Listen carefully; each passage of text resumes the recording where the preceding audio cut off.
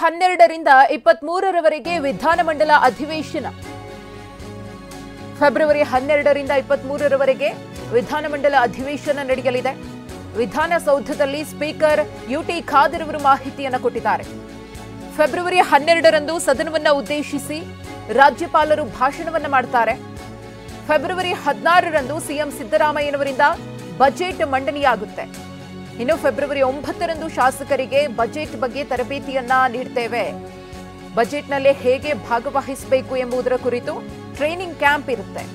ಬೆಳಿಗ್ಗೆ 10ರಿಂದ ಸಂಜೆ 5 ಗಂಟೆಯವರೆಗೂ ಕೂಡ ತರಬೇತಿಯನ್ನ ಕೊಡಲಾಗುತ್ತೆ. ಒಟ್ಟು 8 ದಿನಗಳ ಕಾಲ ಪ್ರಶ್ನೋತ್ತರ ಕಲಾಪ ನಡೆಯಲಿದೆ ಅಂತ ವಿಧಾನಸೌಧದಲ್ಲಿ ವಿಧಾನಸಭೆ ಸ್ಪೀಕರ್ ಯುಟಿ ಖಾದರ್ ಅವರು ಮಾಹಿತಿ ನೀಡಿದ್ದಾರೆ.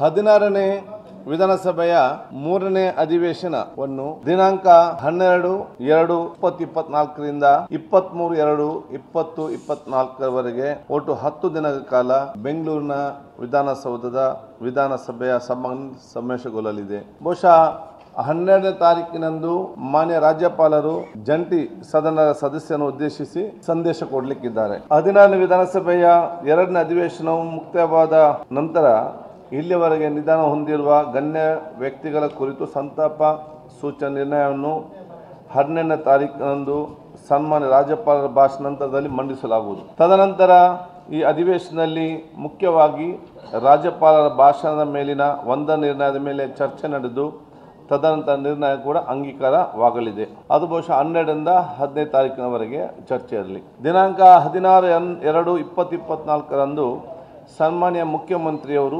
2024ನೇ 25ನೇ ಸಾಲಿನ ಆಯವ್ಯಯವನ್ನು ಮಂಡಿಸಲಿದ್ದು, ಆಯವ್ಯಯದ ಮೇಲಿನ ಸಾಮಾನ್ಯ ಚರ್ಚೆ ನಡೆದು ಸರ್ಕಾರದ ಉತ್ತರ ನಂತರ ಸಂಬಂಧಪಟ್ಟಂತ ಹಣಕಾಸಿನ ಮಸೂದೆಗಳು ಅಂಗೀಕಾರವಾಗಲಿದೆ.